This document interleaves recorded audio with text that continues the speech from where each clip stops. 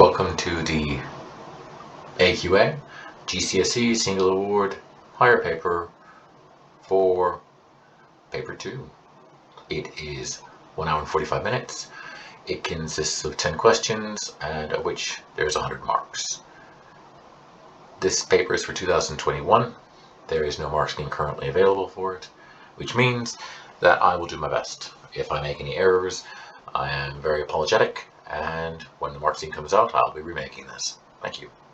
Starting off with question number 1. This question is about fuels, and it's also about energy.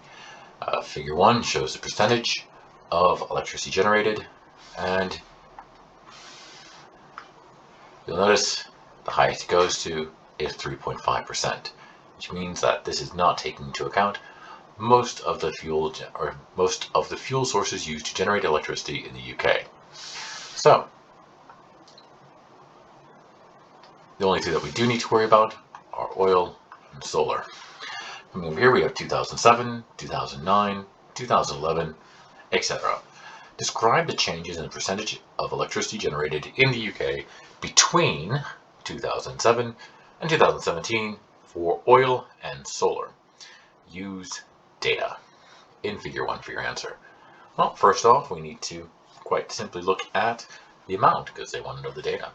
So for oil, we're going to start off with, well, you definitely use a ruler for this, and whenever you do it, just go straight across.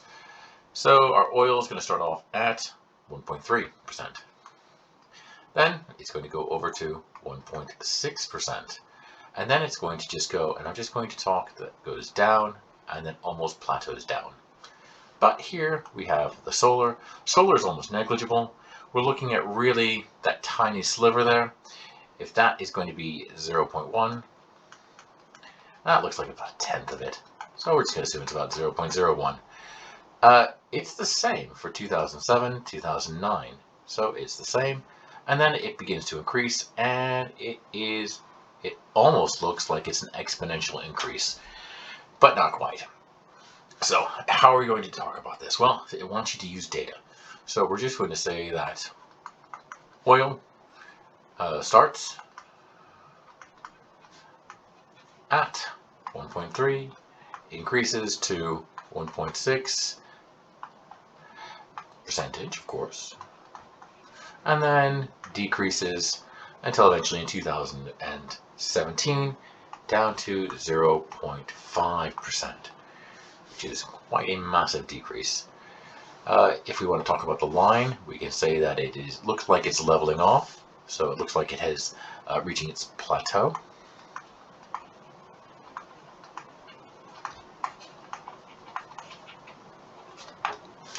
Well, then we have to talk about the solar. Now for the solar energy, it's a bit easier to talk about in that it starts off at 0.01% in 2007. In 2009, it is also at 0.01%, and then it seems to increase. For not to use a symbol for increase, instead let's just use, instead of writing the word increase, I'm just going to say increase up to, I believe it's 3.4% in 2017. And that's it really. It doesn't look like it's an exponential increase, but it does look like a very fast rise. So the rate is high for uptake of solar. Now it's worth 3 marks. As long as I think we lose the data and your main ideas are correct from your graph, I believe that's going to be all 3.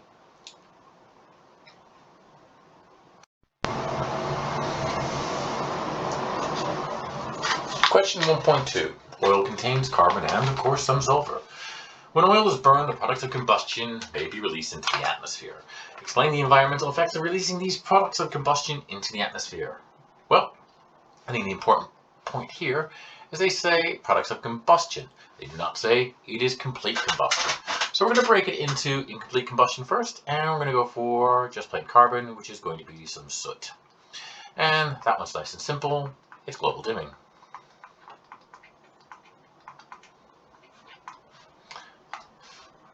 The next one that we need to worry about, or think about, is the carbon dioxide. Now, carbon dioxide, of course, is a greenhouse gas, so we just have to definitely write that in.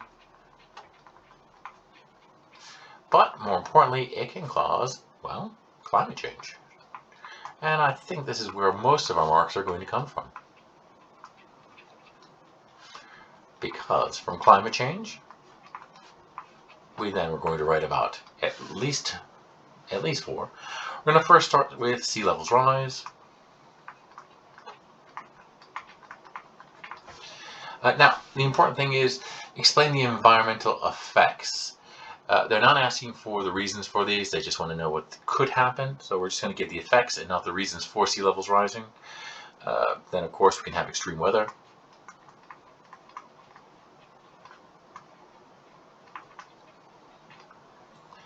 We're going to call these events. And next one is timing, as well as distribution of rainfall.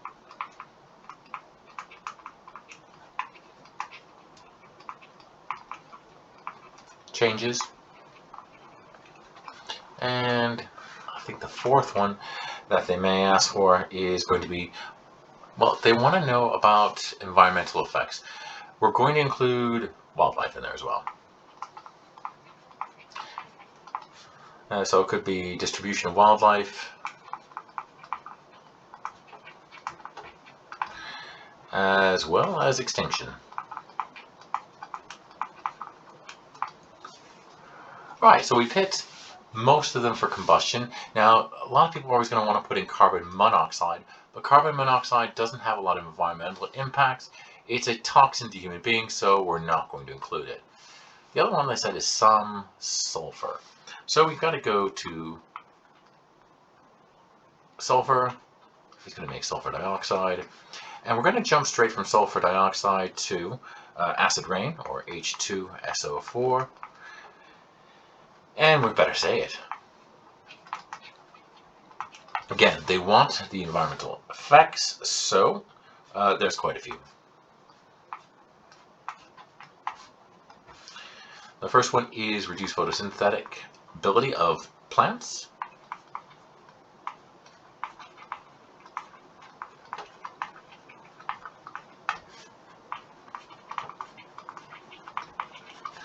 You cannot say kills them, because it doesn't. Next, you can also talk about the acidification of water.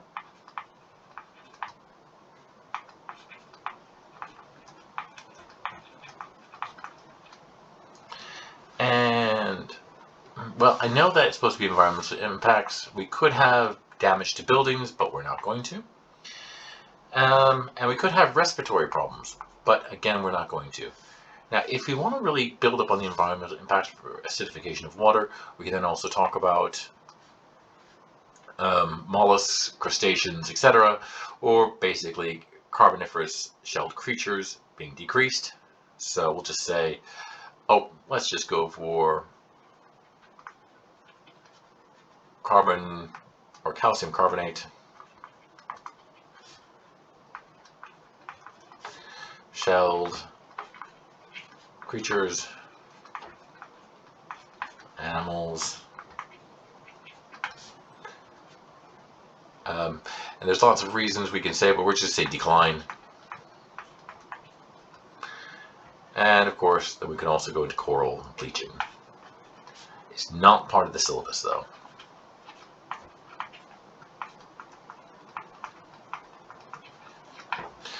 But it is very topical.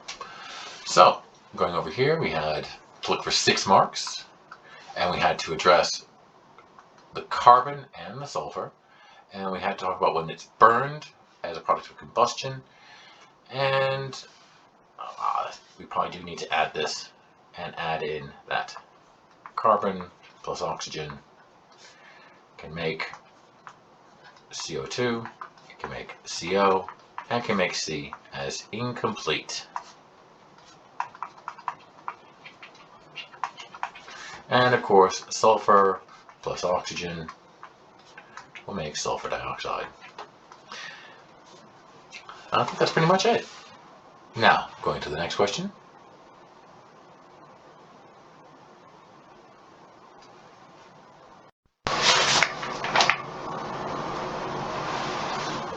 Suggest one reason why using solar energy is a more sustainable way of generating electricity than burning oil. Well, I think we just need to, it's only worth one mark, and there's where we need to just limit ourselves. So we're going to say it is renewable. I'm going to underline that one. Oil is a non-renewable. We could also add in oil is finite. We're just going to basically be fishing for marks here. So by using the word renewable versus non-renewable and the word finite, we've definitely hit it somewhere in there. Solar energy may not be able to replace the generation of electricity from fossil fuels completely. Suggest two reasons why. Now, two, and there's one for each. So we're just going to go problems with solar. Well, talk about the weather conditions.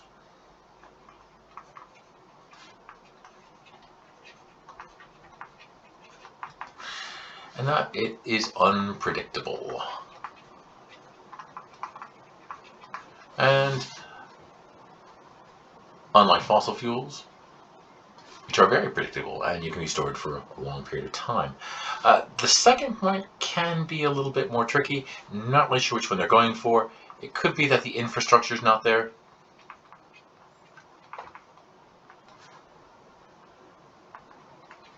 But we can also tie that to what it most likely is that the cost is prohibitive at the moment.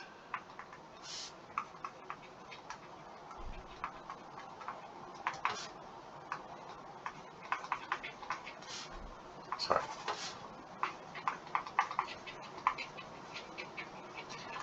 It should be in either one of those two.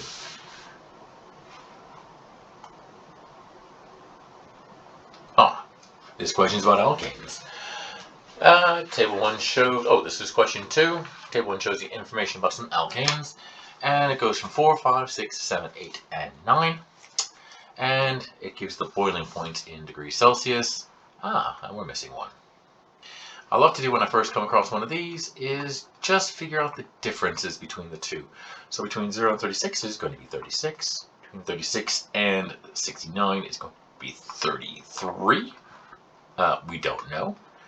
We don't know, but we do know this one, which is going to be 25.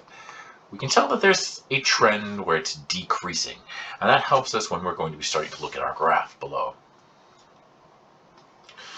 For our graph, we're going to be looking at plot the table for 2 marks.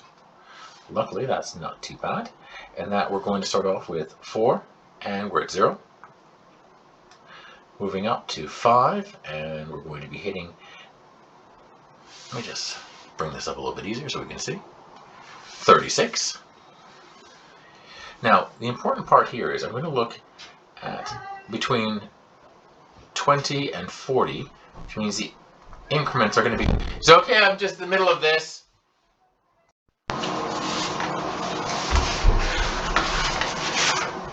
Going to question 2. The question is about alkanes. We go from 4, 5, 6, 7, 8, and 9, and the boiling point of the alkane, which is 0, 36, 30, 69, X, 126, and 151. First thing I'm going to do is I'm going to take a look and see what the differences are. So that's going to be 36. Between 36 and 69 is going to be 33. And we can't tell for this one, but we can definitely tell for this, which is going to be between 126 and 151, it's going to be 25. So it definitely looks as if I were to graph this, it's increasing, but at a decreasing rate. So let's take a look at the next point, which is 2 marks. And they want me to actually graph it, which is going to be nice and easy. Now, the important part here is to identify that the difference in increments is going to be 20. And this is 1, 2, 3, 4, 5. 20 divided by 5 is going to be 4. So So each of these little boxes is going to be 4, and we're going to definitely have to use that. So at 4 and 0, that's nice and simple. The next one is going to be at 5 and 36. So if I go up to 20, that's 24, 28, 32, and 36. The important part, of course, is making sure that you know how many increments or how many degrees Celsius are in each little box. Going to the next one, to 6. I need to go to 69, and so I'm going to go 64, 68, and that's about right there.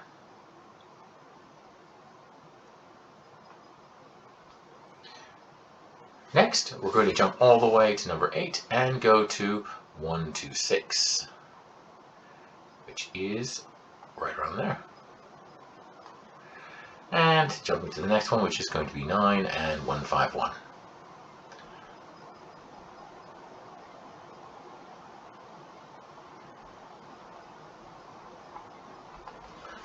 My line best fit, and I'll just change the color.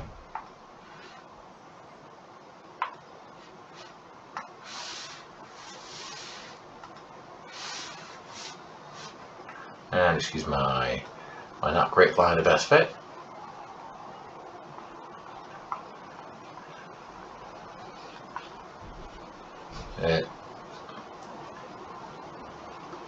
There we go, that's a much better pad. And let's erase some of this.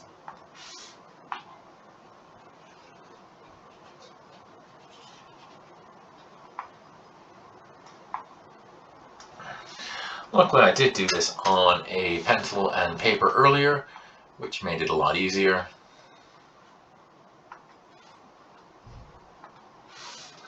And when I did do it at 7, I went up, hit the line, and went straight across. When I did do it on paper, it went to right there, which is 100 minus 4, which of course is going to be 96 degrees Celsius. It hasn't asked me for that yet, but I'm pretty sure it will. Predict. Oh, did it ask me for a line of best fit?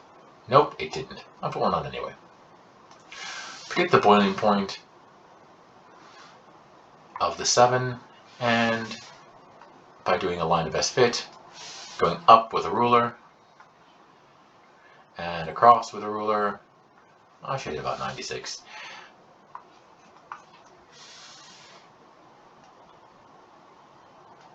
Figure 2 is not suitable to show the boiling point of alkane with 3 carbons. Give the reason why. Well, taking a look at our graph, at 4, we're at 0. And there's no way in this graph you can go less than 0 because, well, there's no room. So we're just going to give a nice simple answer and say there's no negative numbers.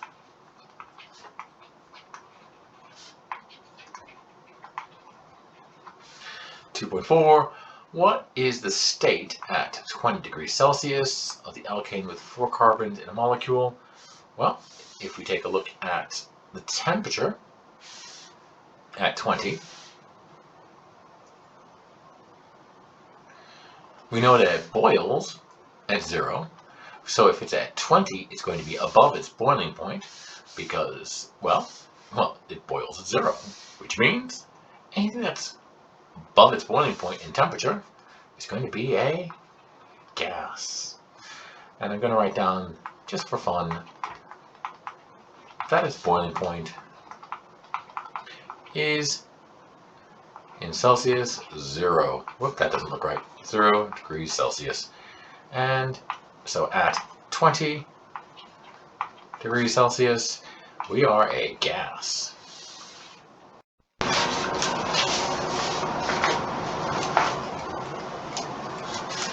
Moving on to table 1 is repeated below again. Oh, that's nice. And let's see. The alkane with 9 carbons is called nonane. There we go. Complete the formula for nonane. Well, we know that this is an alkane, which means the chemical formula is CnH2n plus 2. So, using that, 9 times 2 is 18. 18 plus 2 is 20. So we just put a 20 down there. And it's only worth 1 mark, so we didn't even need to give the formula. Noting will condense lower in a fractionating column during fractional distillation than the others. Explain why. You should refer to the temperature gradient in the fractionating column, and it's only worth 2 marks. So we need to be careful that we don't write too much. The space isn't big, but we could just write in, nice and simple, as the height increases in the fractionating column, the temperature decreases in the fractionating column,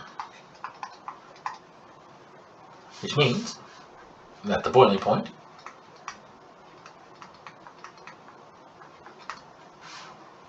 or you can say the condensation point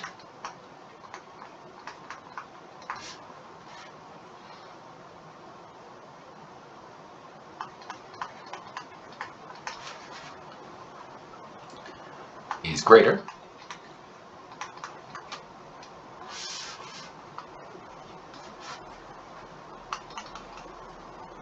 as it's larger.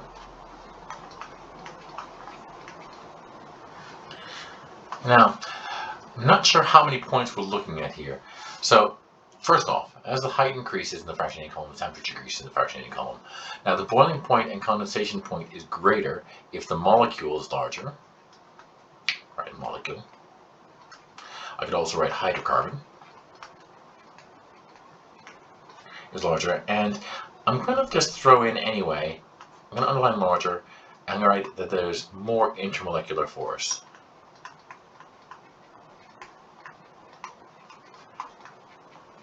The reason why I'm doing this is I'm trying to justify why. And I have to also refer to why as the temperature decreases as you go up, why is going to be closer to the bottom. Next. So we need to then say there's more intermolecular force, and then we have to also say that there is more energy required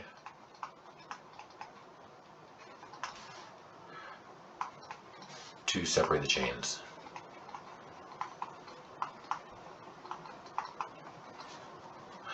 And that's it really. So we're looking at it condenses lower down the fractionating column, and so we have to say that it has larger intermolecular forces and it's cooler at the top, and that's it. Again, I believe there's probably way too much information for 2 marks.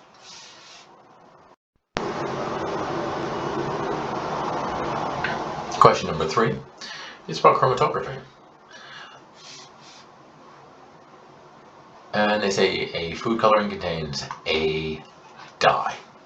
Apply the investigation to determine the RF value of the dye, and they give us the formula. Now, they want you to use a beaker, a solvent, and some chromatography paper. It's worth 6 marks. Now, the important part here is they want you to plan the investigation, so they really just want the step-by-step.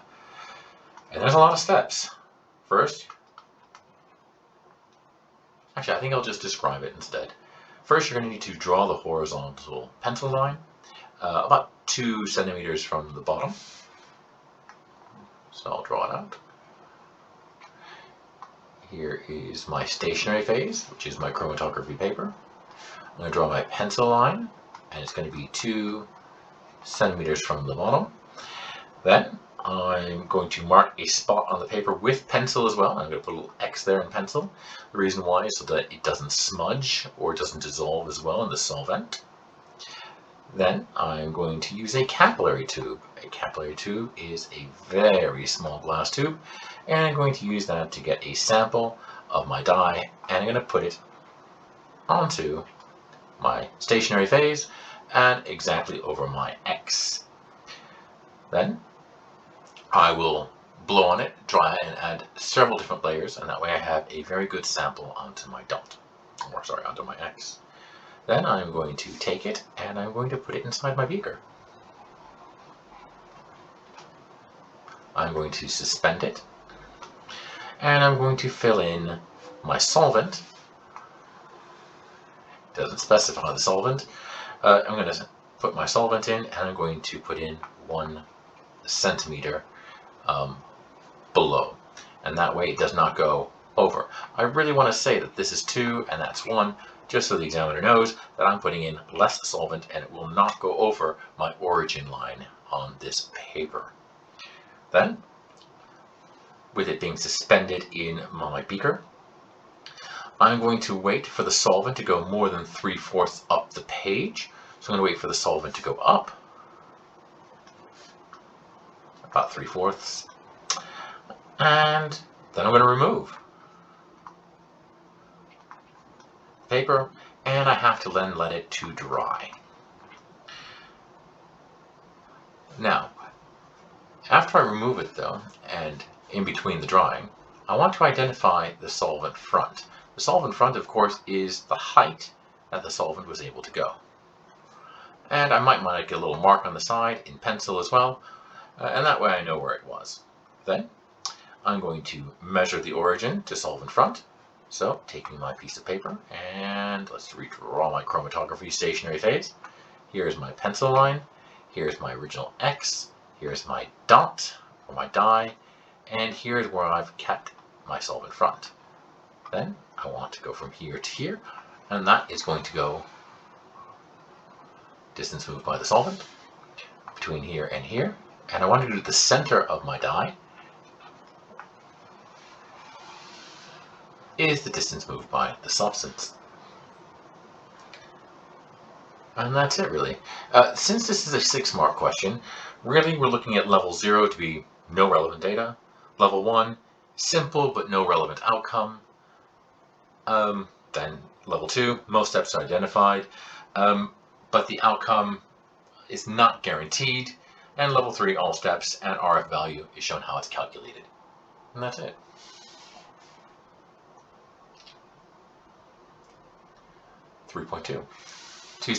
Two students investigated a dye in a food coloring using chromatography. Each student did the investigation differently. The RF values they determined for the same dye were different. How did the students' investigation differ? Well, the different lengths of paper don't make any difference, because remember, we went 3/4 up, and the RF value is a ratio.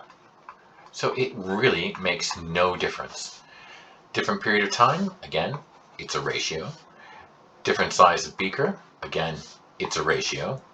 But the different solvent could mean that they will go up a different amount overall, depending on how attractive the dye is to the solvent. So that's my big tick. Chromatography paper involves a stationary phase. What is the stationary phase in chromatography paper, or in paper chromatography? Well, it's easy. That's the paper.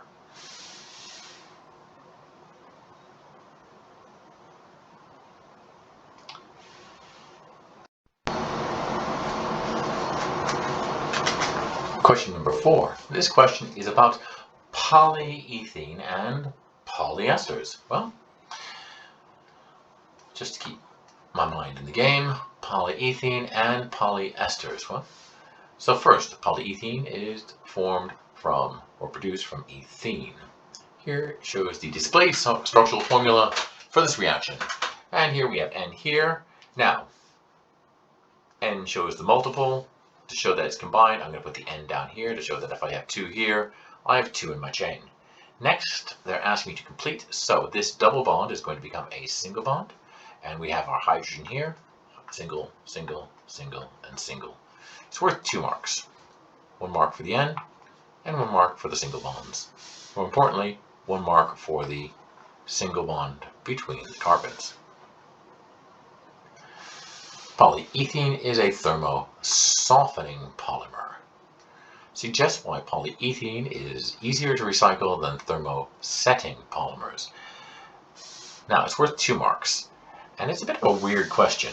Normally they'd ask you the difference between thermosetting and thermosoftening, but in this case they're asking you why it's easier to recycle. I'm actually going to use the difference between them to explain it. So I'm going to put down first off is thermo-softening polymers. When heated, they melt and they can be remolded. Now, it's worth 2 marks. So let's go for, sorry, thermo-softening. Let's go for thermosetting. Thermosetting, we need to say that they do not allow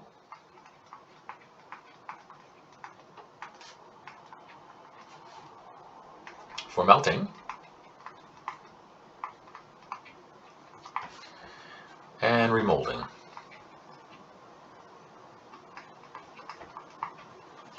And I want to add in a little bit of something there, just in case, and that is because of the crossing covalent bonds between polymer chains. It may not be required, but it may be. Next, ethene produces different forms of polyethene. How can different forms of polyethene be produced from ethene? Well, first of all, we need to say that, again, I'm going to take that from up there and say you can create crosslinks.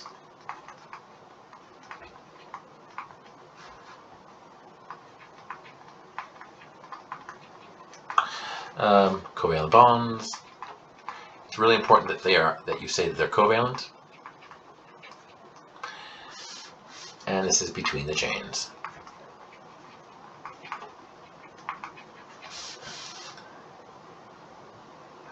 We could also go into, I'm not really sure, but we'll say it anyway. It could be a change in temp.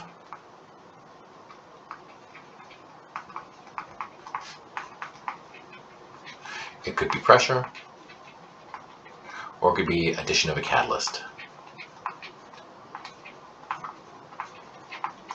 I think that the best answer for a 1 mark is that though. That you're going to create cross-linking covalent bonds between chains, because it refers to the one above. 4.4, 2 different polymers, or 2 different forms of polyethene are high density and low density. Figure 4 represents the structure of both LDPE and HDPE. Explain why HDPE has a higher density. So really, they're not looking for a lot of science here, but they do want you to look at the diagram above and do a little bit of explanation if they're worth 2 marks. So we're going to say something nice and simple like HDPE are straight,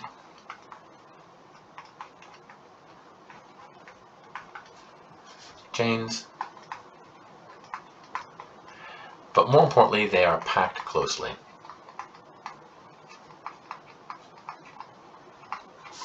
On the other hand, as we look at LDPE,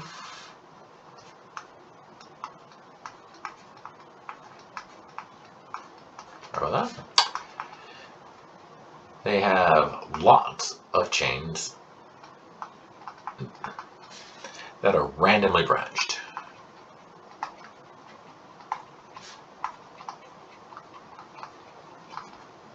And because of this, they cannot be closely packed.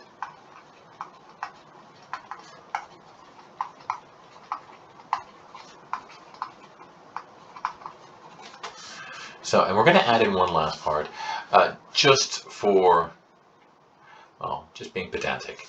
And so we're going to say that they can be high density, and this can be low density. And that's it.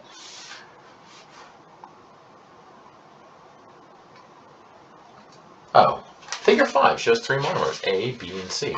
Monomer A reacts with monomer B and with monomer C to produce polyesters. Sorry about this. There we go. So draw a circle on figure 5 around an alcohol functional group. Wow. Alcohols end in OH, and so we have OH, OH. Here's a nice diol, so monomer A is a diol. This is COOH, which means it's going to be an acid. And here we have chlorine and oxygen, and that's just going to be one that we didn't have to learn for the syllabus, but it should be interesting in a few moments. Complete table 2 to show the formula of the small molecule produced when A reacts with B and A reacts with C. Well, let's take a look at A. A is going to have OH, and C is going to have Cl. And on this case, we have OH again. On this case, we have Cu. So we need to figure out what's going to happen. Well, this oxygen is going to stay, and this hydrogen is going to pop right off. The chlorine is going to pop right off. And when we do this, our nice little small molecule is going to be HCl. Over here, if we have this jump right off, and the hydrogen jump right off, our little molecule is going to be H2O.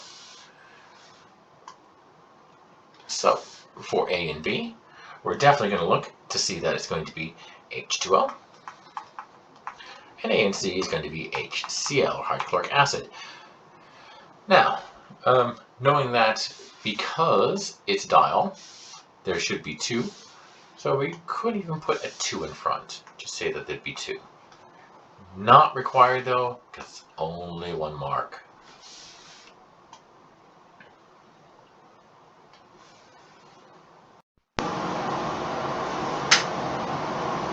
Question 5, halfway there.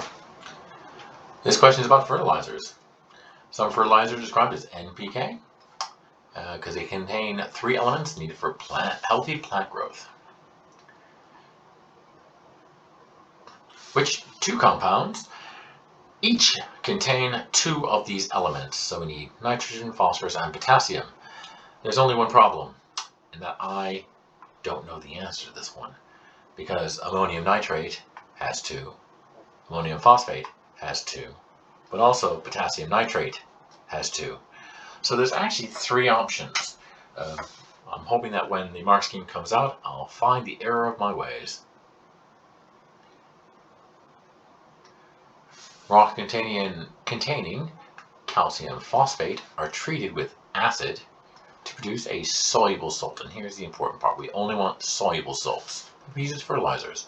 Name the soluble salt produced when calcium phosphate reacts with nitric acid and phosphoric acid. Well, we already know that we're using calcium phosphate. And when calcium phosphate reacts with nitric acid, and end up with calcium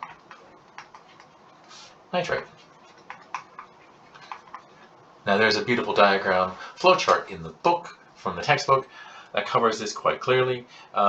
Really, this is a nice little memorization flowchart, and you're going to need to know it before your exam, because the next one is calcium phosphate adding to phosphoric acid, and really, unless you've memorized it, you're going to forget that a triple super phosphate. You could also get away with writing calcium phosphate, but I'd stick with triple superphosphate just because it sounds great, and that should be your 2 marks. Now, 5.3 is ammonium sulfate is compounded in fertilizers, and ammonium sulfate can be used in an industrial process or in a lab.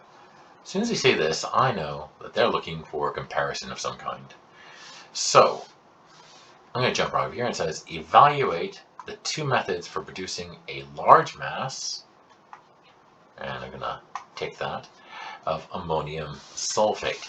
So you've got 2 processes here, 1 and 2. So, I'm just going to start off with something nice and simple. by drawing a line down my page. As soon as I say evaluate, that's the moment I automatically start writing in positives and negatives for anything along the lines. So I'm going to put in industrial here.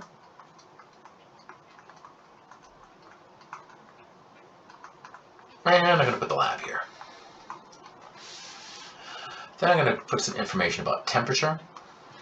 And I know that now, it's not telling me a lot about this, but I'm going to write it all down anyway, and then I'm going to pick and choose the stuff that I want. So temperature in industry is about 60 to about 450 degrees Celsius, while in the lab, we're looking at room temperature.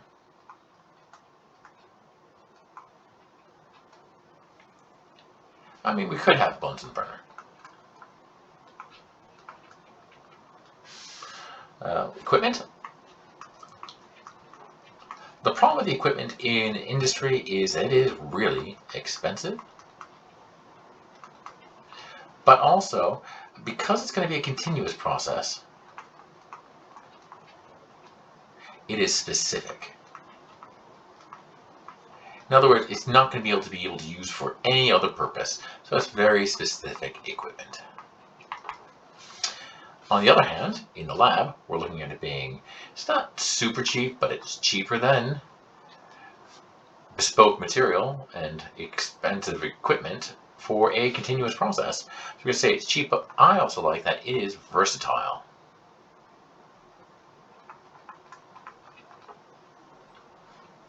And that's because we can use it for batch processes. We can use it for something else.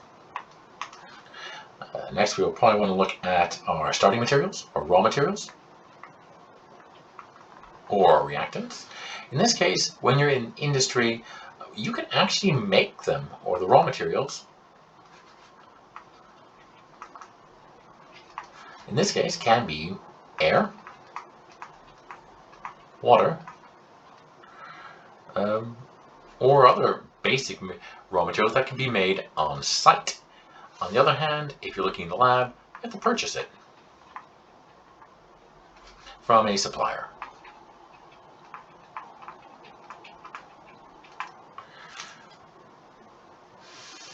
Next, the thing that I think is really important here is the scale.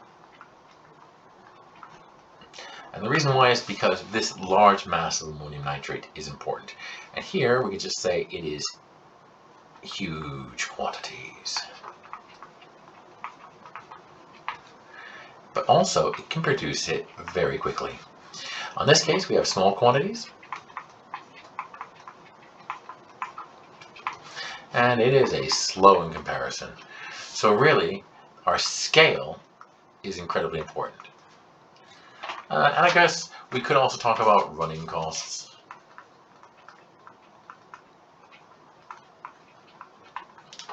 And the running costs, well, this can be automated. And that decreases the running costs. In this case, it's labor intensive. It is not automated, which will increase your running costs per unit produced. So overall, though, if we're going to look at it, I think that we're looking at that this is a continuous process and this is the batch process. So for a larger amount, we want continuous versus batch. We're also going to be looking at our yield, because our yield is probably more important. So huge quantities and fast versus small quantities and slow. And that's it. Now, it's worth 4 marks. Which one is best? Most definitely the industrial process. Without saying which one is best, you cannot get the marks. It's an evaluate question.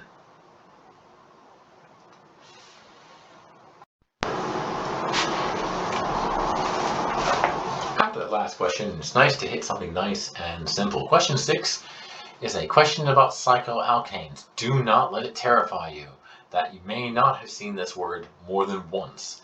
I'll tell you what it is. Cycloalkanes are ring-shaped hydrocarbon molecules containing a double carbon-carbon bond, and this you do know. Cycloalkanes react similarly to alkenes because they also have a double carbon-carbon bond. So describe a test for the, well, we just want the same one that we have for alkanes because they say they react similarly. So our test is just going to be adding bromine water. You could always write Br2 and aqueous, and let's put a color in, which is orange-brown.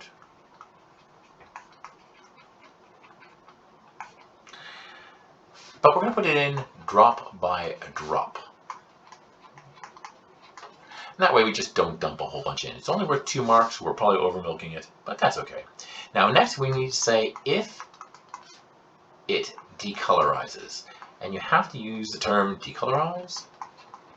You can't say go clear or transparent. Well, you can, but decolorize will definitely get you the mark. It contains the double bond between carbons.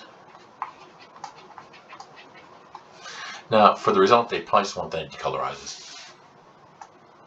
All right, table 3 shows the names and formulas of 3 cycloalkanes. 4, 5, 6. Determine the general formula for cycloalkanes. Well, 4 to 6, 5 to 8, 6 to 10. Well, that's not too bad. We know that alkanes, sorry, there's alkenes. Alkanes are CnH2n plus 2. We can now make the assumption with this trend that it's going to be CnH2n.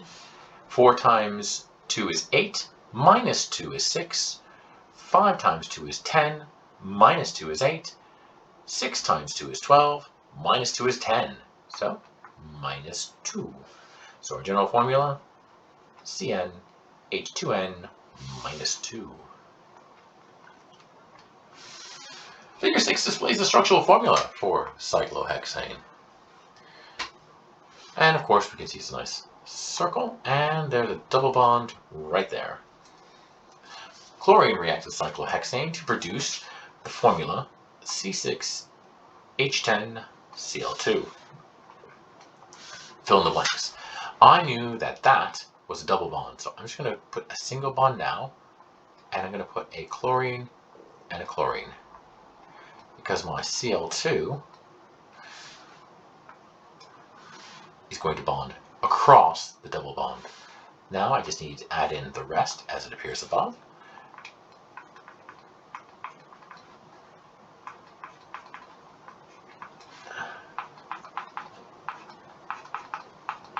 It's worth 2 marks.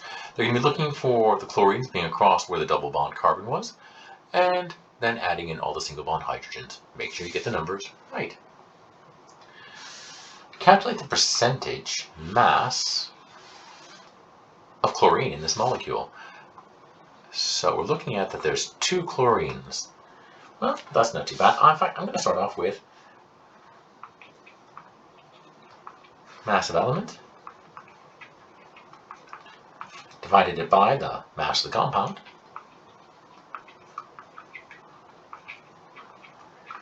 times 100, because I'd like to give it a percentage. And now I just need to add in the numbers. Well, over here, I know that Cl2 is going to be 71.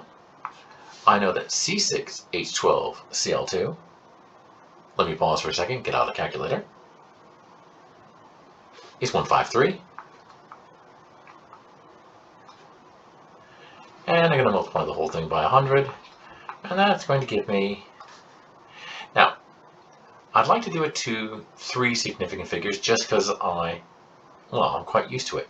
So it is 46.41, but to 3 significant figures, we're going to make it 46.4.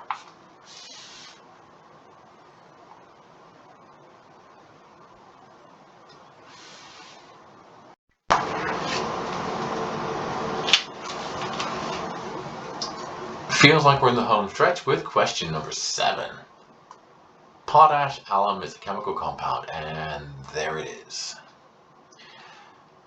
Give a test to identify the group 1 metal found in potash. Well, I can see that the group 1 metal is going to be potassium. So I know that for potassium, it is the flame test. But more importantly, I also know that potassium is going to give me the lilac flame. And it's only worth 2 marks, and that should be it really. You could add in maybe something about using nichrome wire, cleaning the wire, but it's only worth 2 marks.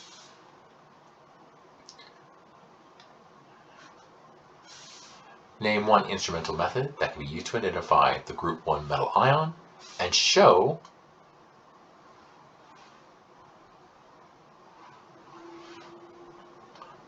how the concentration of the ion is only worth 1 mark, so you don't have to go into a lot. They only really want that you can say that it is one of your instrumental methods that you need, called flame emission spectroscopy.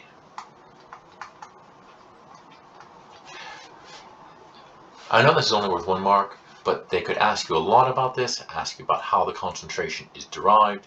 They can also ask you about how it happens, sensitivity, etc. But it's only 1 mark. The student identifies the other metal in potash alum. The student tests a solution of potash alum by using the sodium hydroxide test until a change is seen. Well, we know that it's aluminium from above, and aluminium, when added to sodium hydroxide, will give a white precipitate. So,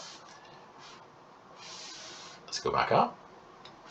Give the result, a white precipitate forms.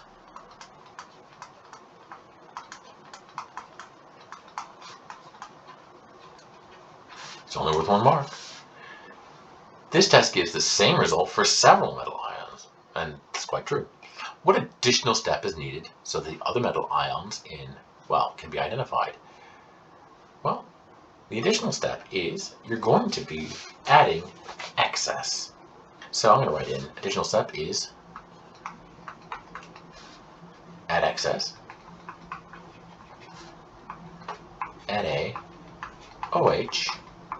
aqueous. By doing this, if it is aluminium, then what's going to happen is the white precipitate will dissolve.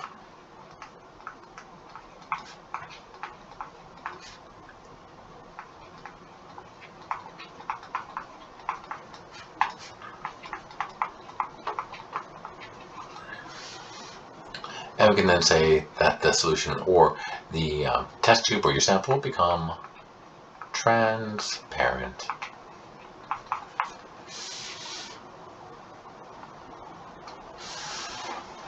(7.5) Last question for 7. Describe a test to identify the presence of sulfate ions in the solution. Give the test. Again, it's not too hard. You're going to say that it wants 3 marks here instead of the 2 from above. So we need to be a little bit careful, and that we're going to say our test is going to add in first a little bit of dilute HCl, and this is going to speed up the reaction, but also is going to make sure that if there's carbonate ions, it will give off an effervescence, and we'll know that it's carbonate. So we're going to put this as speeds up the reaction, and we'll call this a catalyst if we like. Won't be penalized for that. And the next one is we're going to add in barium chloride.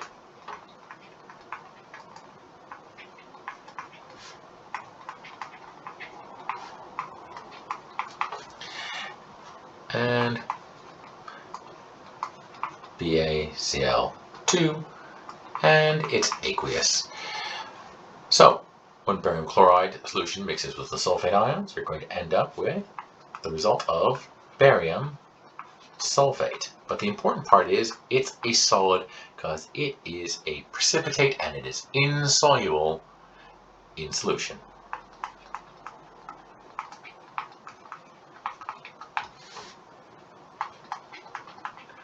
Also, just to be careful, you might want to state that it is a white precipitate. And if you'd like to, you can even add in the word insoluble. It's worth 3 marks. We've got to be careful.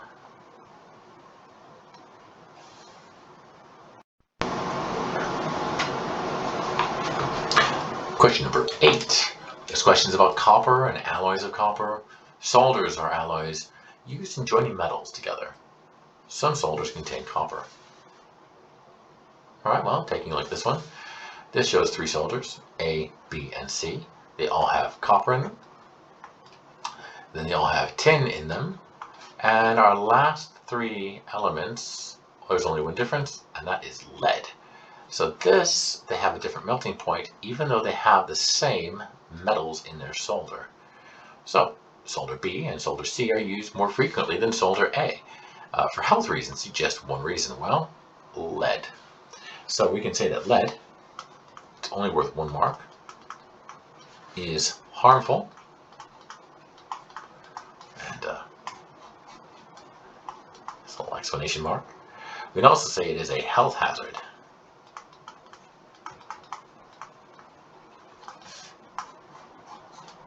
And we'll draw a little man there, and in his little chest, we'll have what looks to be a little bit of an explosion. So we have, it's harmful, and it's a health hazard. It's only worth 1 mark. Symbols not required. So just one reason why solders B and C have different melting points. Use table 4. Now when this says use table 4, it's down here, it's not saying use the data, but it is saying that we need to get our information from here. That's 228, that's 217. They have the same amount, so I'm just going to go for 1 mark, something nice and simple. They are different formulations.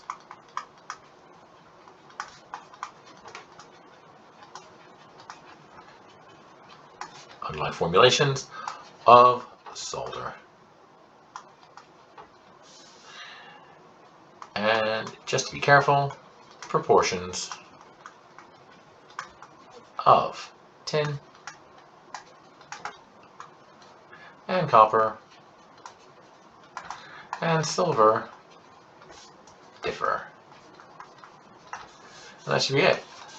But like I said, overkill for 1 mark. Copper can be obtained by processing copper ore and recycling scrap copper. Just 3 reasons why recycling scrap copper is a more sustainable way than obtaining it from copper ore. Now they want sustainable, and the key here is more sustainable. So we just have to say why it might be more sustainable, not entirely sustainable. So we're going to go for something nice and simple, such as copper-rich ores are becoming scarcer.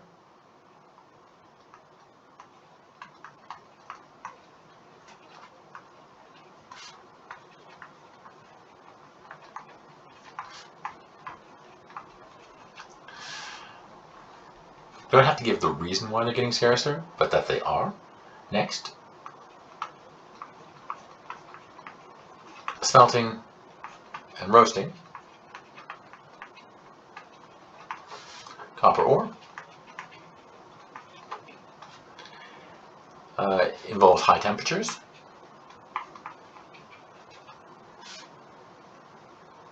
and uses fossil fuels.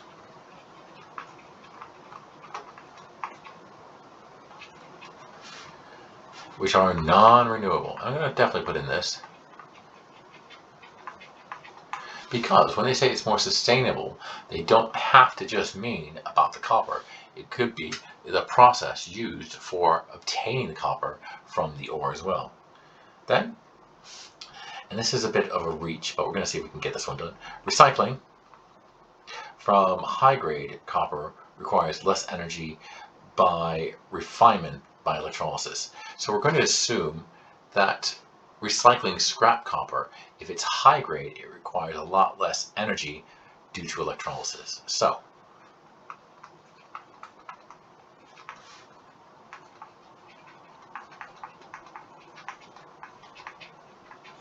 if we say it's high grade, I'm going to underline high grade. Copper scrap requires less energy.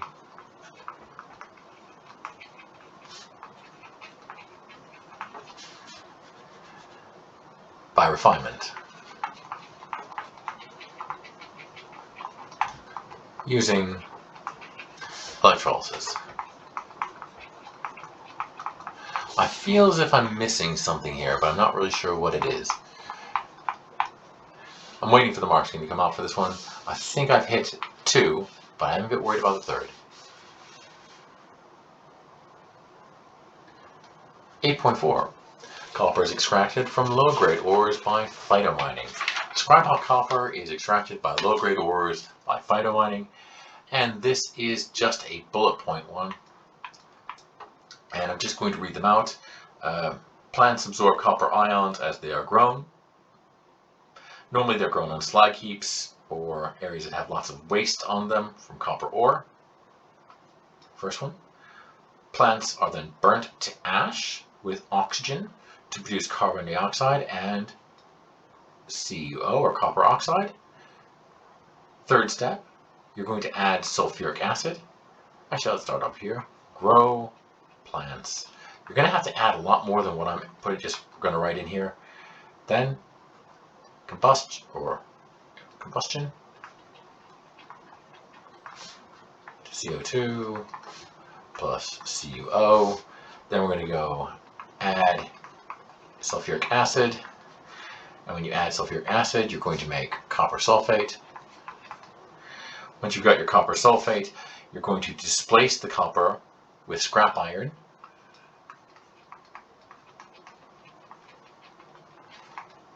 And you could use electrolysis, but first it's cheaper to do it with scrap iron. And lastly, we're going to use electrolysis to purify.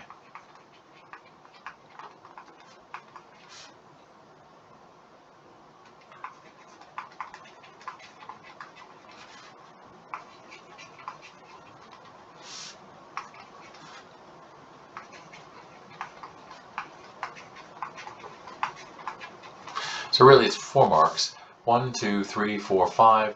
5 different areas, and your marks will be in there. 8.5. Phytomining has not been widely used to extract copper. Suggest 2 reasons why. For 2 marks. Well, 1, and the important one, it is slow. It is literally watching the plants grow. Next, it is also labor intensive.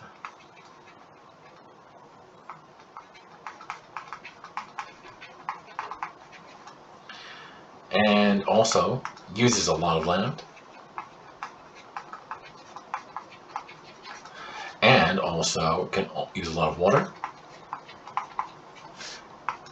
On top of that, only useful on low-grade ore sites. So it's only really useful if you have the right conditions.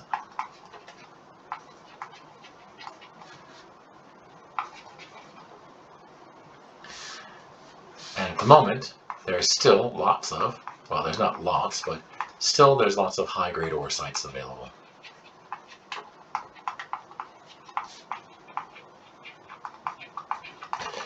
But this may change over time. So the advantages are, oh, that's it really. If they ask a different question, like what are the advantages, you could always say low grade or can be used when it can't normally be used. Actually, we're going to leave that one off because it could be another question, but not in this one.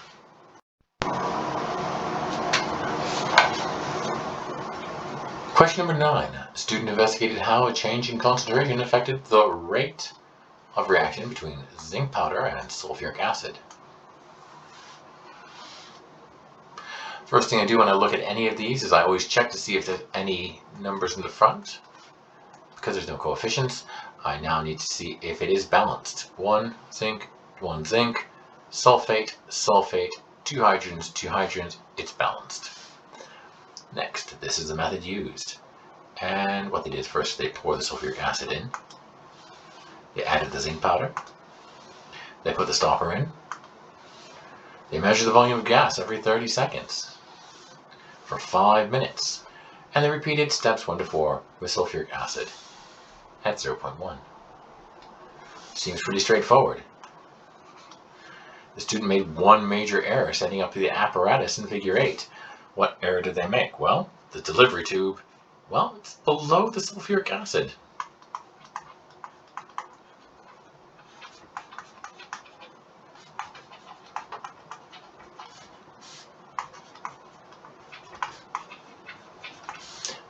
And because it's worth 1 mark, that is what they're looking for. The student corrected there. And they then got some results. So we have volume of gas on this side, and we have time in seconds on that side. We have 0.05 and 0.1. It's giving us the right predicted result because 0.05 and 0.1. 0.1 is a higher concentration, so it does appear as if it is reacting faster. Explain why the line of best fit on 9 will become horizontal. Well, it becomes horizontal when the reaction is finished, because something has been used up. Now, because as you add more acid, in terms of its molarity, the volume of gas also increases. It means that what is limiting it from making more gas is the acid, because as you add more acid, or concentration of acid, or acid molecules, the volume of gas increases. So we could just say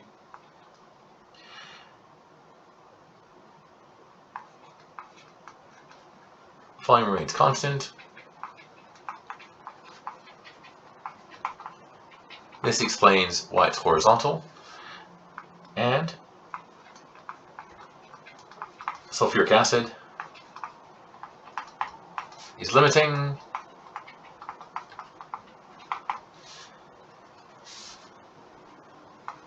And this reactant is used up.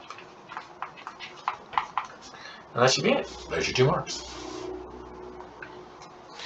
How does figure 9 show that zinc powder reacts more slowly than acid? And it's only worth 1 mark. So we're just going to say something really simple, such as the slope of the line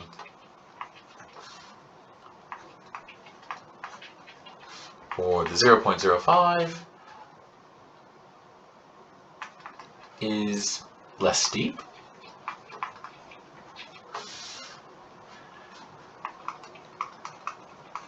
Initially than that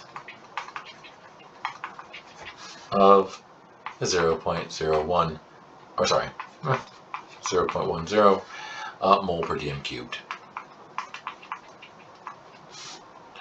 Or if we decide we're going to use some numbers, we could say at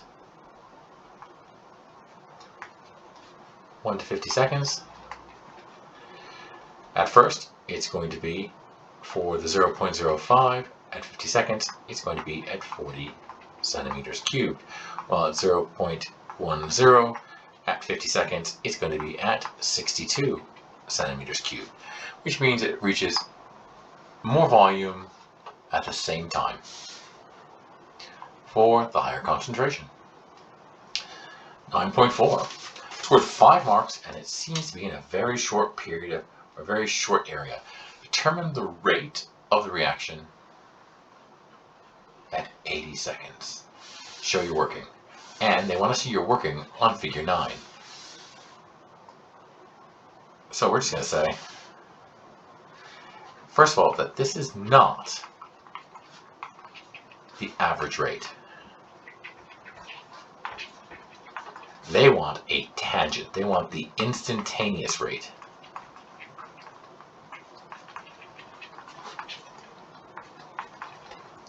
So first we're going to have to draw a tangent. Then we're going to have to do the rise, which is going to be the y. And we're going to have to do the run, which is the x. And it's going to be y divided by x. That should give us our centimeters per second. So going back to our graph, they want it for 0.5, and they want us to do it at, let me double check, I believe it's 30. At 80 seconds. I find 80 seconds here. 60, 70, 80. Follow it up. Then have to do my tangent line. So again, please excuse me, I'm using a rather annoying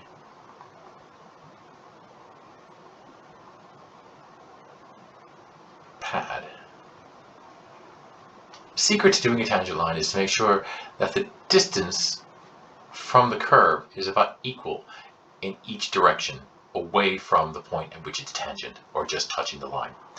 Now I want to make this as easy on myself as possible, so I'm going to use 100, and from 100 I'm going to go down, and from there I need to touch the point here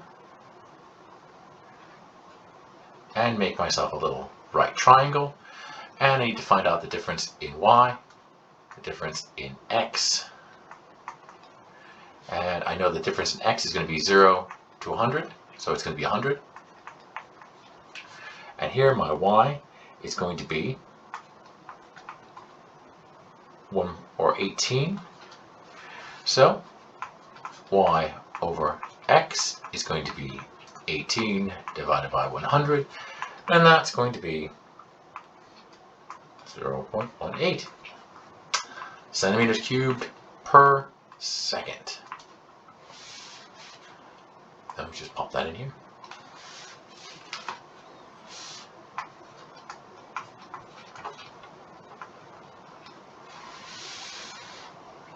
There might be some leeway backwards and forwards on that one. The activation energy of a reaction is lowered if a solution contains metal ions. What they're really saying is by lowering the activation energy, you have to add a catalyst. So what's the formula of the metal ion? Well, we need to find one that's a catalyst, and so the simple answer is we're looking for a transition metal. Not aluminium, not calcium, not sodium. The only one in transition metals is copper.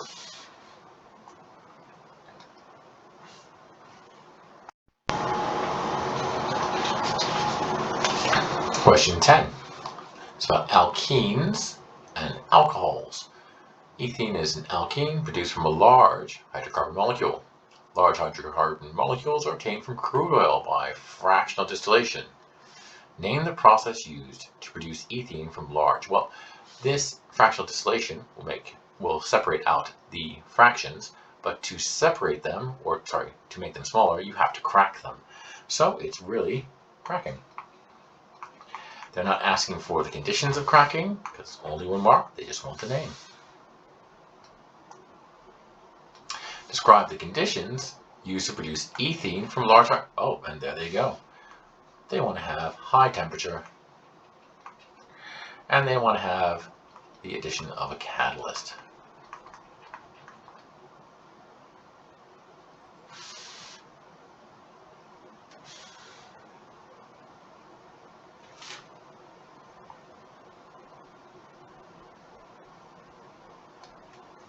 .3. Ethanol can be produced from ethene and steam. Again, I always check to see the balancing. There's no numbers in front, it could be incorrect. 2, 2. Carbon and carbon. There's 4, 6 hydrogens. 5 plus 1 is 6. 1 oxygen, balanced. The forward reaction is exothermic, so I'm going to put exo here, and which means the backwards reaction is going to be endo. Explain how the conditions for this reaction would be chosen to produce ethanol as economically as possible. Now there's two parts. First, we have to look at this way is exothermic, and by exothermic it means energy is going to go out. And endothermic this way means energy is going to go in, which means we would like to have, to make this reaction go this way, cold. If we're going to force it to the left. Also, we have a gas, and a gas, which means that we can now look at the number of molecules to determine what's going to happen. So we have 1 plus 1, and there's 1. So really, if we increase the pressure, it's going to want to move to the side that has the least number of molecules or moles, which means increasing the pressure will also move it this way. Now that we've made our horrible notes all over the place, let's just write some things down because there were 6 marks. First, there's 2 moles. I'm going to go for the gas one because it's the simplest one. There's 2 moles of gas on the left, and there is 1 mole of gas on the right, which means increased pressure favors least moles / molecules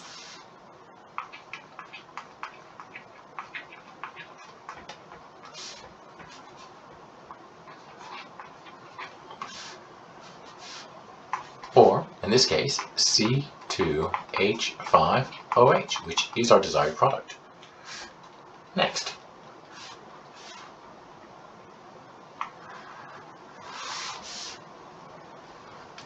the Ford reaction is exothermic, and that then leads us to that if we decrease the temperature,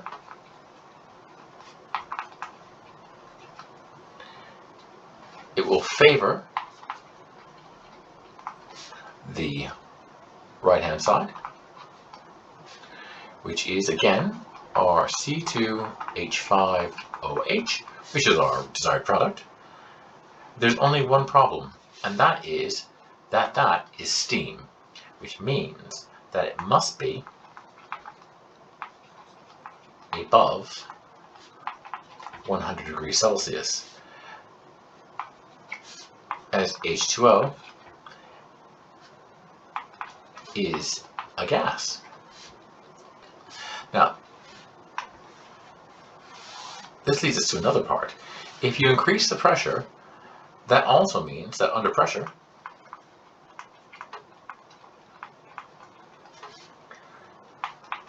that water boiling point increases, which then means that the temperature will have to be above 100 degrees.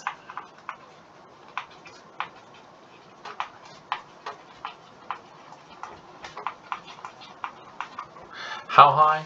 Not quite sure.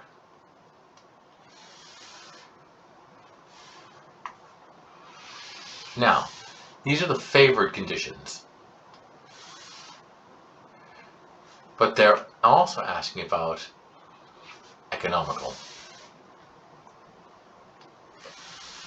So we're going to say, for economic reasons, well, if you keep the pressure down,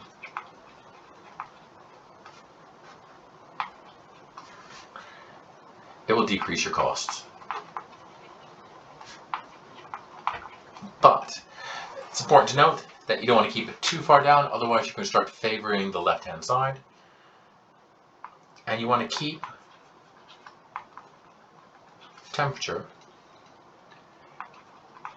at H2O's boiling point. And that way, you're also keeping your energy costs down,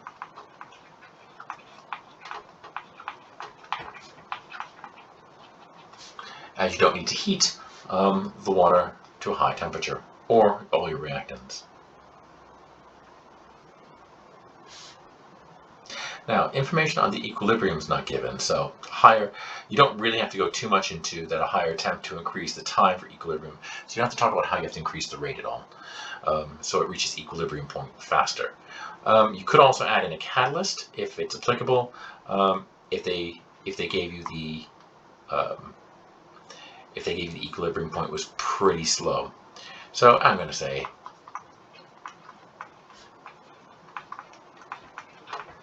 add a catalyst, just in case, to increase,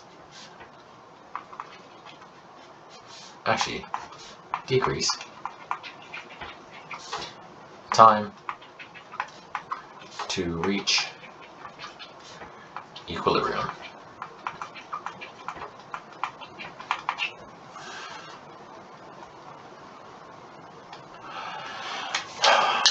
Does seem like we'll never be over. Ethanol can also be produced from sugar solution by adding yeast. Name the process. Thank goodness it's only worth 1 mark. Fermentation. Butanol can be produced from a sugar solution by adding bacteria. Sugar solution is broken down in a similar way by bacteria and by yeast, and by when they say similar, they're going to say the same conditions. Suggest the reaction conditions need to produce butanol from sugar solution by adding bacteria. Well, that just means the same conditions that we need for fermentation are also here, so it needs to be anaerobic. And also, because of yeast, we're going to say it's going to be at a room temperature. 2 marks. Ethanol and butanol can be used in fuels. A car, it's a math question. So, I'm just going to start off with this. An average car needs that many kilojoules to travel 1 meter. If you have 1 mole, you can provide that many kilojoules of energy. Calculate the number of moles of ethanol to travel 200 kilometers. Well, first I need to find out how many meters I need to travel. So 200 km is going to be equal to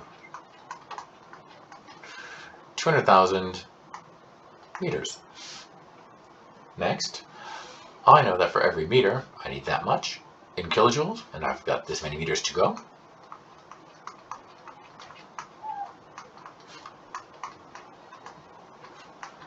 And this should give me the total number of kilojoules I'll need, which is going to be 390,123 kilojoules.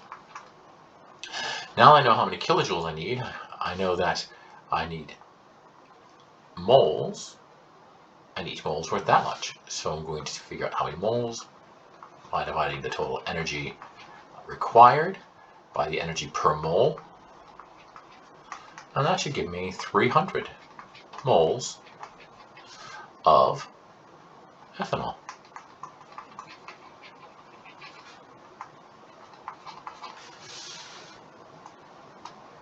When butanol is burned in a car engine, complete combustion takes place. Write a balance equation for the complete combustion of butanol. You do not need to include state symbols. It's worth 2 marks. First of all, they're testing if you know what butanol is. But, of course, stands for C4. Butanol means it's going to have an alcohol group at the end. So H, and I'm going to put an OH here. Well, I know the butanol is going to be 9. And I need to have complete combustion, so I need to have some oxygen gas. And complete combustion always makes CO2 plus H2O. You could also write it out as C4H10O and O2 to make CO2 plus H2O. Remember, complete combustion, you always make carbon dioxide and water. Alright, they want you to balance it. So always start off with your carbons, 4 carbons, 4 and 4.